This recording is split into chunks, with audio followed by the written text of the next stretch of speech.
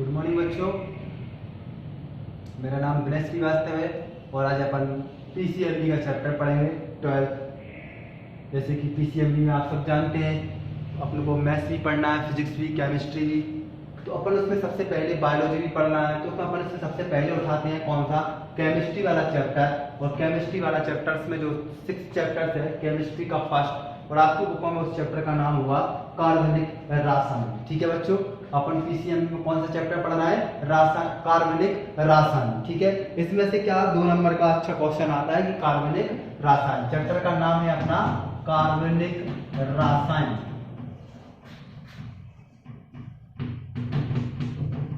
ठीक है, क्या होता है कार्बनिक रासायन? कार्बनिक रासायन क्या होते हैं? कार्बनिक रासायन, कार्बन के परिवार भी पढ़ेंगे अपन, इसमें कार्बनिक रासायन में कोई गुण पढ़ेंगे, कार्बनिक रासायन में क्या भौतिक गुण होते हैं और क्या रासायनिक गुण होते हैं। इसमें हम कार्बनिक रसायनों में एलिफेटिक और एरोमेटिक पढ़ेंगे। कार्बन श्रृंखला के आधार पर हम कार्बन को कितने भागों में बांटा गया है उनकी क्लासिफाइड करेंगे। पहले हम समझेंगे कि कार्बनिक रासायन होता क्या है। रासायन का मतलब जानते हैं केमिस्ट्री होती है, कार्बनिक का मतलब मैं आपको बता रहा हूँ। दोनों को अपन रिलाइज करके पढ़ेंगे कि कार्बनिक रासायन वाकई में होता क्या है। देखें, रासायन का मतलब तो आप समझते हैं, रासायन विज्ञान मतलब केमिस्ट्री। तो केमिस्ट्री की एक शाखा है, विज्ञान है, इसमें हम कार्बनिक पदार्थों का क्या किया जाता है, अध्ययन किया जाता है। उस वाले को हम क्या बोलते हैं, कार्बनिक रासायन। लेकिन अभी बात समझ में नहीं आई, कैसे लिखें इसकी डेफिनेशन। रासायन विज्ञान की वह शाखा, रासायन विज्ञान की वह शाखा जिसमें कार्बन और उसके यौगिकों का अध्ययन किया जाता है। कार्बन और इसका अध्ययन किया जाता है, यौगिकों का अध्ययन किया जाता है।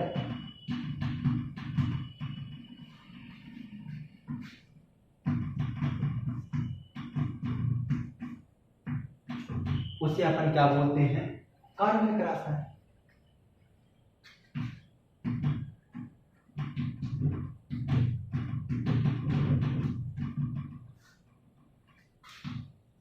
क्या बोलते हैं बच्चों, रासायन, कार्बनिक रासायन। जैसा कि अब आपको डेफिनेशन को दोबारा से पढ़ेंगे मेरे साथ। ये डेफिनेशन पूछी जाती है कि कार्बनिक रासायन किसे कहते हैं, क्योंकि छोटे छोटे क्वेश्चन इसमें केमिस्ट्री में से आपके एग्जाम पेपर में पूछे जाती है। देखें, रासायन विज्ञान की वह शाखा जिसमें कार्बन और उसके यौगिकों का अध्ययन किया जाता है, उस विज्ञान को हम क्या बोलते हैं, कार्बनिक रासायन। अपन को पढ़ना क्या है इस कार्बनिक रासायन में, कार्बन और कार्बन के यौगिक, कार्बन से कौन कौन से पदार्थ मिलकर बने होते हैं और कार्बन की क्या संरचना है, कार्बन की संरचना के आधार पर कौन से पदार्थों को बांटा है, उस चैप्टर में अपन को पढ़ना है। जैसे कि चैप्टर की परिभाषा कभी कभार पूछ ली जाती है कि कार्बनिक रासायन आप किसे कहेंगे, तो कार्बन रासायन विज्ञान की वह शाखा है जिसमें हम कार्बन के यौगिकों का अध्ययन करते हैं, उसे अपन क्या बोलते हैं, कार्बनिक रासायन। ठीक है, अब कुछ ऑब्जेक्टिव टाइप क्वेश्चन में से पूछ लेता है कि नाइट्रोजन का सूत्र बताइए। जैसे 2017 में पूछा गया था, किसका पूछा गया था, नाइट्रोजन का सूत्र बताइए कि नाइट्रोजन में क्या होता है। जानते हैं आप सब नाइट्रोजन का फॉर्मूला क्या होता है, NH2CO NH2। ध्यान रखना बच्चों, नाइट्रोजन का फॉर्मूला बहुत इंपोर्टेंट है, आपकी परीक्षा की दृष्टि से पूछा जाता है कि नाइट्रोजन का सूत्र लिखिए। ये क्या है, NH2CO NH2। इनके जो बीच में जो है वो बीच में क्या है, आपको दिख रहा होगा बॉन्ड, ये दिख रहा है आपको, ये इसको क्या बोलते हैं अपन अपनी केमिस्ट्री में, बॉन्ड बोलते हैं। और आपको ये NH2 नाइट्रोजन हो गया। लेकिन ये जो है CO ऐसा भी पूछता है कि नाइट्रोजन में कौन सा होता है, एल्डिहाइड होता है, कीटोन होता है, फंक्शनल ग्रुप, क्रियात्मक समूह कौन सा होता है। तो नाइट्रोजन में आप ध्यान रखना, नाइट्रोजन में क्रियात्मक समूह होता है। क्रियात्मक समूह का मतलब होता है कौन से यौगिक से मिलकर जो आपस में बना हुआ है। जो आपको इसमें दिख रहा होगा, इस CO का मतलब होता है बच्चों कीटोन। CO का मतलब क्या होता है? कीटोन। मतलब अब दो क्वेश्चन बनते हैं अपने कि नाइट्रोजन का पहले तो सीधा पूछ लेगा कि सूत्र क्या होता है, तो नाइट्रोजन का आपको पास सूत्र होता है NH2CO NH2, यहां तक आप बता सकते हैं उसका। फिर दूसरी बात पूछ सकता है अपन से वो कि नाइट्रोजन में कौन सा क्रियात्मक समूह उपस्थित होता है। जैसा कि मैंने अभी आपको बताया कि CO का मतलब क्या होता है बच्चों? कीटोन। बात समझ में आई? CO का मतलब क्या होता है? कीटोन। तो इसमें कौन सा क्रियात्मक समूह होगा? कीटोन। जो आपके एग्जाम में पूछे गए वो मैं आपको आपके सामने क्वेश्चन रख दिए। दो तरीके से नाइट्रोजन का फॉर्मूला पूछ सकता है और नाइट्रोजन का क्या पूछ सकता है वो अपने इस चैप्टर में से कि इसमें कौन सा क्रियात्मक समूह उपस्थित होता है। तो CO का मतलब जैसे कि कीटोन होता है और CHO का भी अपन आगे देखेंगे एल्डिहाइड होता है। COOH का मतलब होता है बच्चों कार्बोक्सिलिक एसिड। तीनों आप फंक्शनल ग्रुप क्रियात्मक समूह अच्छे से ध्यान रखना, क्योंकि इस कार्बनिक रसायन में हम तीनों के इर्द गिर्द घूमेंगे। या तो हम कीटोन्स की बात करेंगे, या फिर एल्डिहाइड की बात करेंगे, या फिर हम कार्बोक्सिलिक एसिड की बात करेंगे। तो मैंने आपको तीनों क्रियात्मक समूहों की चर्चा कर ली। पहले कौन से क्रियात्मक समूह की चर्चा कर ली? CHO। ध्यान रखना CHO जब भी आपके दिमाग में आ जाए तो क्या होता है? एल्डिहाइड होता है। ठीक है, केमिस्ट्री पढ़ाने से, इस चैप्टर को पढ़ाने से पहले इस शब्दों को अपना बार बार रिपीट होगा, इसमें कौन सा क्रियात्मक समूह है। इन क्रियात्मक समूह को अपन पहले ही देख लेते हैं, इससे अपना क्या हो पूरा चैप्टर का कंफ्यूजन दूर हो जाए। तो जी क्या होता है मैंने बताया अभी, एल्डिहाइड होता है। दूसरी बात करते हैं कौन सा? कीटोन। कीटोन का क्रियात्मक समूह क्या होता है? CO होता है। बात करते हैं किसमें अपना COOH।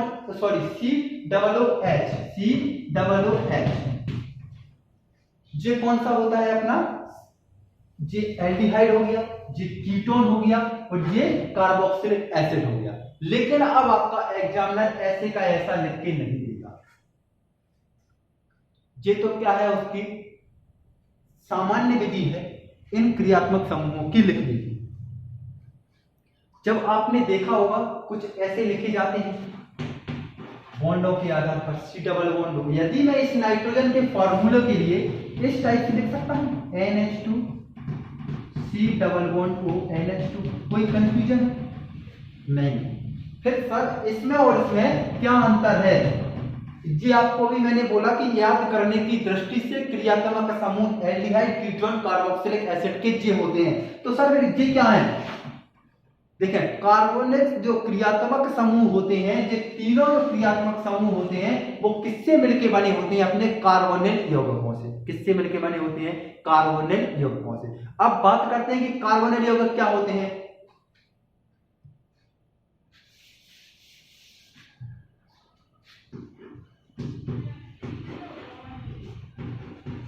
कार्बोनिल यौगिक, देखिए कार्बोनिल मतलब यही इसी वाली केमिस्ट्री की बात कर रहे हैं अपन, कार्बन के ही इर्द गिर्द घूमना है अपने इस चैप्टर में पूरा। कार्बोनिल यौगिक ऐसे यौगिक होते हैं जो किसके द्वारा जुड़े होते हैं? C डबल बॉन्ड O के रूप में जुड़े होते हैं। इनमें एक कार्बोनिल यौगिक होता है और उस कार्बोनिल यौगिक का मतलब होता है C डबल बॉन्ड O। ठीक है ना, C डबल बॉन्ड O इसके रूप में हो उन्हें हम क्या बोलते हैं? कार्बोनिल यौगिक। और उन्हीं कार्बोनिल यौगिकों से हम aldehyde, ketone, carboxylic acid, ester, आगे आगे प्रकार के अपन क्या बना सकते हैं? रासायनिक कार्बनिक रसायन के कार्बनिक पदार्थ बना सकते हैं। तो अपन को यहाँ क्या रखना है? तीन प्रकार से ध्यान रखना है। अब मैं सिर्फ स्ट्रक्चर्स बता देता हूँ कि क्या C डबल बॉन्ड O लिख सकते हैं अपन इसे कार्बोनिल फॉर्मूले के अनुसार। अब इसको कैसे लिख सकते हैं एल्डिहाइड के लिए? देखें, अब बात करते हैं कीटोन का, तो मतलब समझ में आ गया। अब देखते हैं अपन एल्डिहाइड को कैसे लिख सकता हूं मैं। देखें, ये कार्बन है, यहां तक कोई कंफ्यूजन? कार्बन हमेशा किसके रूप में जुड़ा रहेगा? डबल बॉन्ड के रूप में। ये ध्यान रखना है, कार्बोनिल यौगिक ऐसे यौगिक होते हैं जो कार्बन के मध्य डबल बॉन्ड के रूप में जुड़े होते हैं। जैसे कि अभी अपन ने ऐसा तो नहीं है कि यहाँ डबल बॉन्ड लगा दो, नहीं, किसके रूप में जुड़े रहेंगे? कार्बन से ही डबल बॉन्ड के रूप में रहेंगे। तो ये रहा डबल बॉन्ड, हाइड्रोजन में डबल बॉन्ड नहीं आएगा, ये ध्यान रखना। कार्बोनिल यौगिक ऐसे यौगिक होते हैं जो कार्बन के साथ डबल बॉन्ड के रूप में ऑक्सीजन से जुड़े हों। अब बात करते हैं H और बचा अपने पास, ये रहा H, कोई कंफ्यूजन है? CHO क्या बन गया? एल्डिहाइड, कोई समस्या है? नहीं। अब बात करते हैं COOH, COOH जैसे कि मैंने नाम बताया आपको, कार्बोक्सिलिक एसिड होता है। क्या होता है? Carboxylic acid. अब इसको अपन को किसके फॉर्म में लिखना है? कार्बोनिल यौगिकों के रूप में लिखना है। अब कार्बोनिल यौगिकों के रूप में लिखने का तरीका क्या होगा बच्चों? ये कार्बन ऐसा का ऐसा रहेगा, फिर क्या बताया था कि इसके बीच में क्या रहेगा? डबल बॉन्ड रहेगा। चलो ठीक है, ये हमने डबल बॉन्ड बना दिया, कोई समस्या है? अब क्या बचा अपने पास? ये डबल बॉन्ड के रूप में जुड़ गया, तो ये क्या होगा? यहां से बचा अपने पास OH। जब यदि आपको ऐसे लिखा दिखे अभी की दृष्टि से, तो वो क्या होगा अपने पास? कार्बोक्सिलिक एसिड होगा। कार्बन की संयोजकता आपको पता होगा, आपने 9th और 10th में पढ़ी होगी। कार्बन की संयोजकता कितनी होती है बच्चों? 4 होती है। क्या ये कार्बन की संयोजकता को सेटिस्फाई करता है?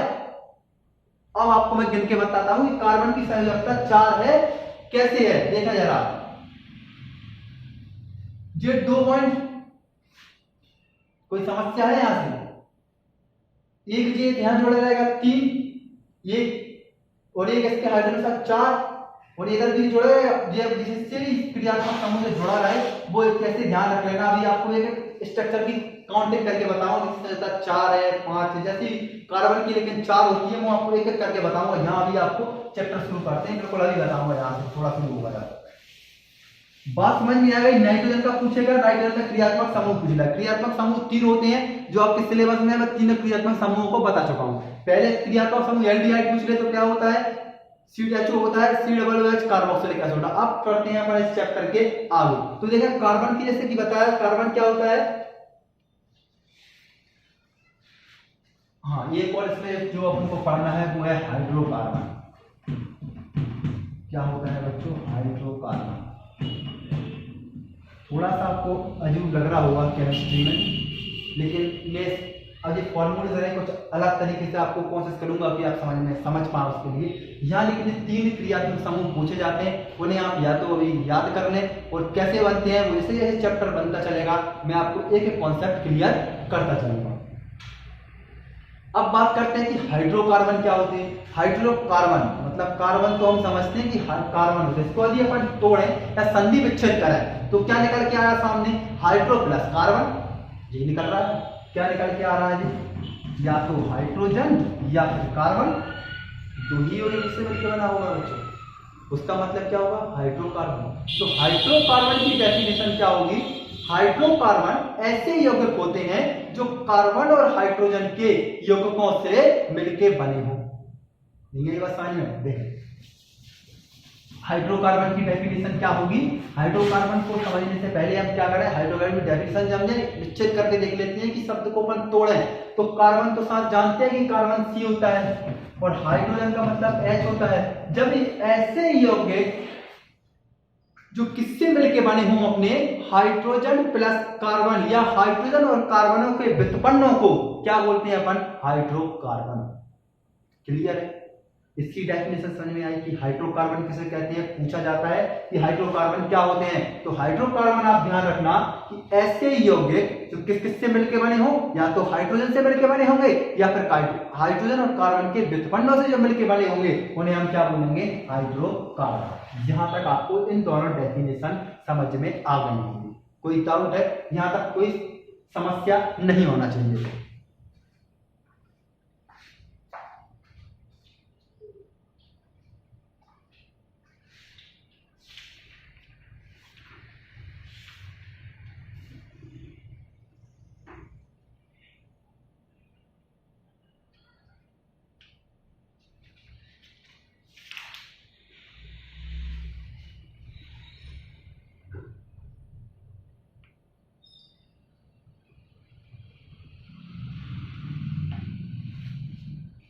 अब अपन इसमें कार्बनिक रसायन में किन किन का अध्ययन करेंगे, कार्बन के कौन से व्युत्पन्नों का अध्ययन करेंगे, वो अपने पे टॉपिक होगा। अब उसको देखते हैं।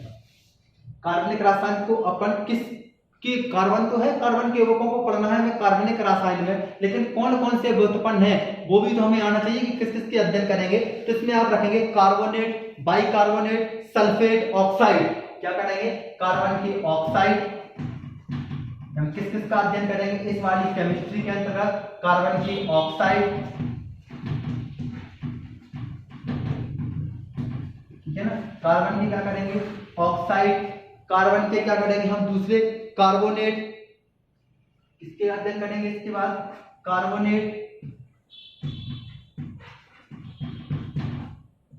ठीक है सर। कार्बन तो आ गया समझ में। ऑक्साइड का मतलब क्या होता है, कार्बन और ऑक्सीजन के यौगिक को ऑक्साइड बोलेंगे, ठीक है। कार्बोनेट का मतलब होता है CO3, उसे हम बोलते हैं क्रिया, जैसे जैसे आप केमिस्ट्री चलती है बिल्कुल आ रहे इसका क्रियात्मक समूह रख लेना, CO3 होता है कार्बोनेट। मतलब हमें केमिस्ट्री के कार्बनिक रसायन के चैप्टर में या तो कार्बन के ऑक्साइडों के बारे में पढ़ना है या फिर हमें कार्बन के कार्बोनेटों के बारे में पढ़ना है। और अगला क्या पढ़ना है इसमें, बाइकार्बोनेट या हाइड्रोजन के हाइड्रोजन सल्फाइड हाइड्रोजन साइनाइड के बीचों यौगिकों को इसमें इस चैप्टर में अपने को पढ़ना है, ठीक है ना। यहां तक आपको क्लियर हो गया होगा कि हम ऐसे पूछे कि कार्बनिक रसायन किसे कहते हैं, इसमें कार्बन के किन यौगिकों का अध्ययन करते हैं। तो किन यौगिकों का अध्ययन करें, मैंने अभी बताया कि कार्बन रसायन की परिभाषा तो अपने पढ़ी ली, कार्बनिक रसायन क्या होते हैं। फिर कार्बन के ऑक्साइडों का अध्ययन करेंगे, फिर कार्बोनेटों का अध्ययन करेंगे, या फिर क्या कर सकते हैं बाइकार्बोनेटों का अध्ययन करेंगे। 3 अंक ध्यान रख लो इसका, बाइकार्बोनेटों का।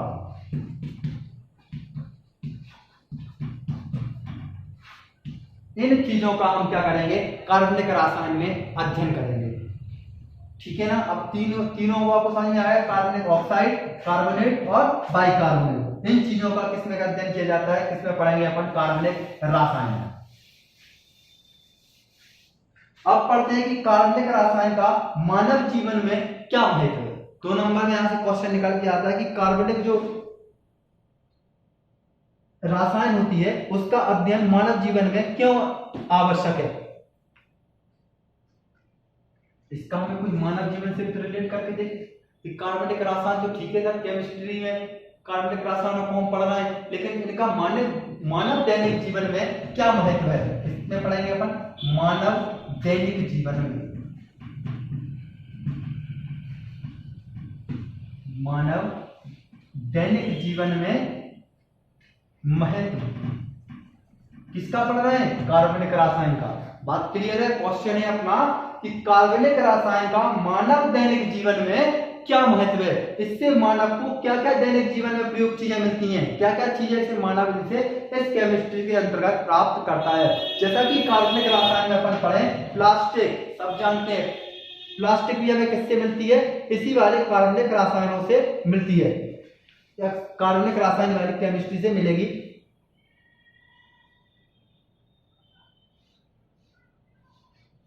लेकिन अपन इसका मानव दैनिक जीवन में महत्व देखने पहले प्लास्टिक रेसे बनाने एक, ठीक है, दवाइयां बनाने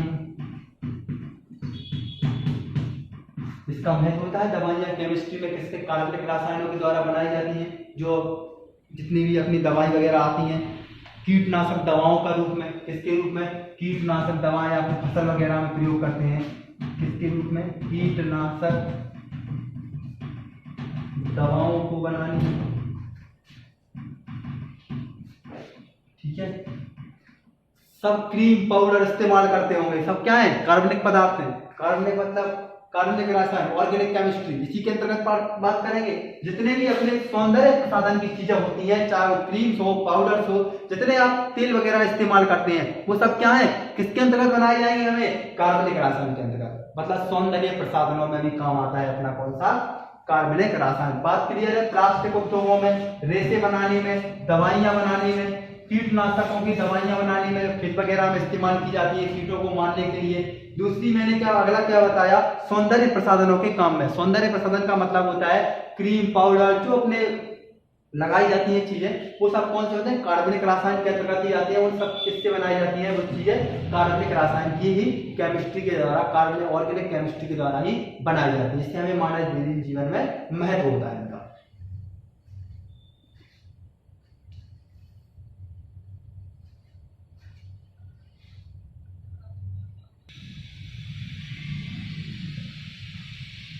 अब कुछ कर लेते हैं अपन बात, कार्बनिक यौगिकों का वर्गीकरण कितने प्रकार से किया गया है, ठीक है। यहाँ से अपन क्वेश्चन ही बनाए, कार्बनिक और अकार्बनिक यौगिकों में अंतर भी स्पष्ट करेंगे। अपन क्या लिख लेते हैं, कार्बनिक यौगिकों का वर्गीकरण।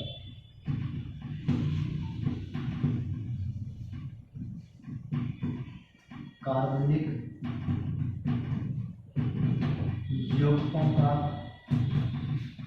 वर्गीकरण।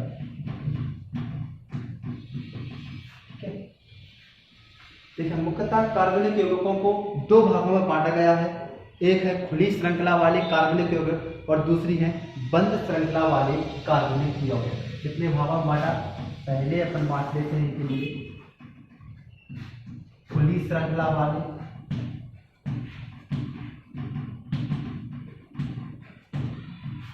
दूसरे हैं बंद श्रृंखला वाले।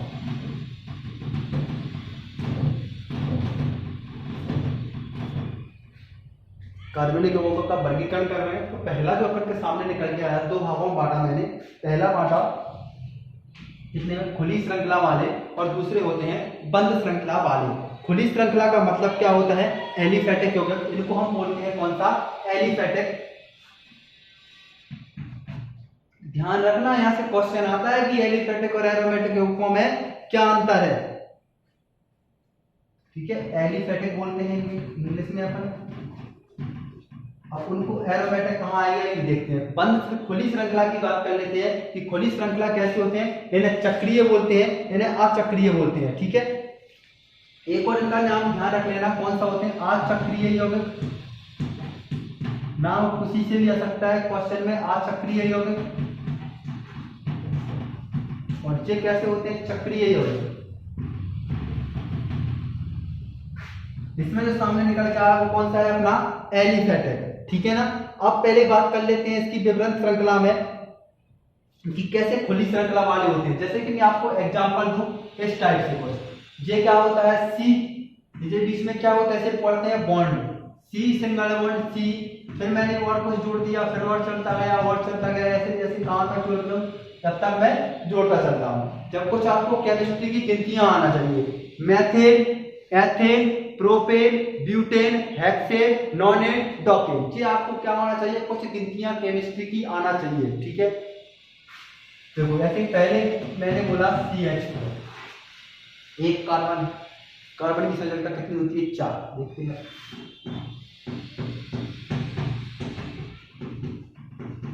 ठीक है ना, 4 हुए, 1 2 3 4। मैथेन हो गया। फिर बात करते हैं कौन सा? मैथेन, ब्यूटेन, प्रोपेन, जो आपके 5 हैं आपके, मैथेन, एथेन, प्रोपेन, ब्यूटेन, ये 3 4 5 आप अपने ध्यान रख लेना। अपने चैप्टर में इतना ही घूमना है। मैथेन के बाद आएगा एथेन, प्रोपेन में 3 होंगे और ब्यूटेन में 4 होंगे और पेंटेन में 5 होंगे। कार्बन यहाँ तक क्लियर है। मैथेन, एथेन में 2, प्रोपेन में 3, ब्यूटेन में 4 और पेंटेन में 5 कार्बन। ठीक है, 5 ही पढ़ लेना आप। चलो 5 ही पढ़ाए तो 5 का एग्जांपल ले लेते, 1 2 3 4 5। कोई समस्या है?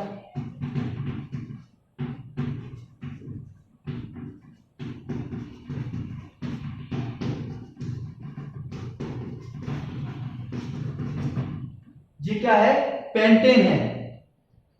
यदि मैं आपको यहां आपको दिख रहा होगा कुछ स्ट्रक्चर, यदि इन हाइड्रोजनों को क्या कर दूं, यहां से हटा दूं, वो तो जोड़ी है। यहां से अपन क्या कार्बन के बारे में दिखाई, खुली श्रृंखला या एलिफेटिक कौन सी होगी। तो आपको यहां से दिख रहा होगा कि कार्बन, फिर कार्बन, फिर कार्बन और फिर कार्बन जोड़ा, मतलब एक सीधे चल रहा है, स्टेज खुली है ना, यहां से फिर कार्बन।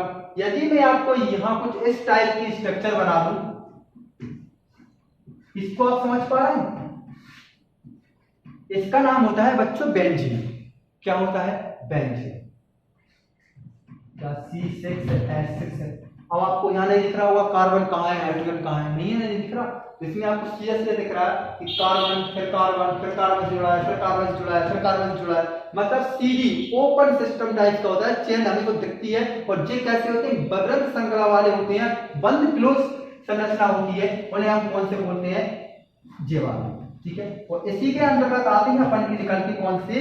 जो एलिफेटिक यौगिक कहलाते हैं और ये कहलाते हैं अपने एरोमेटिक यौगिक। अब इन दोनों में जब संरचना के बारे में और ज्यादा केमिस्ट्री के बारे में जब अपन पढ़े तो इन्हें अलग अलग करने के लिए क्या किया? कुछ वैज्ञानिक आए, ऐसे केपले ने बेंजीन का स्ट्रक्चर दिया, जैसे आपको दिख रहा है। ये क्या मैंने बताया? बेंजीन है। इसका स्ट्रक्चर देने वाला वैज्ञानिक कौन सा था? केपले। केपले ने इन दोनों में अंतर करने की कोशिश की कि एलिफेटिक और एरोमेटिक यौगिक कौन से होते हैं। जब क्या होते हैं ये आप अगली वाली वीडियो में अपन पढ़ाएंगे, ठीक है। खुली श्रृंखला वाले और बंद श्रृंखला वाले, इतना आप यहाँ ध्यान रख लो। इसके अंतर्गत अपन और भी आगे देखेंगे। एक इसके अंतर्गत आएगा अपना संतृप्त और असंतृप्त, इसको भी अपन देखेंगे। इसके बाद में कौन सा आएगा अपना संतृप्त और असंतृप्त यौगिक, इनकी अपन आगे वाले वीडियो में चर्चा करेंगे। उसमें आगे फिर अपना यहाँ तो एलिफेटिक हो गए, एरोमेटिक यौगिकों के बारे में भी अपन अध्ययन करेंगे, ठीक है।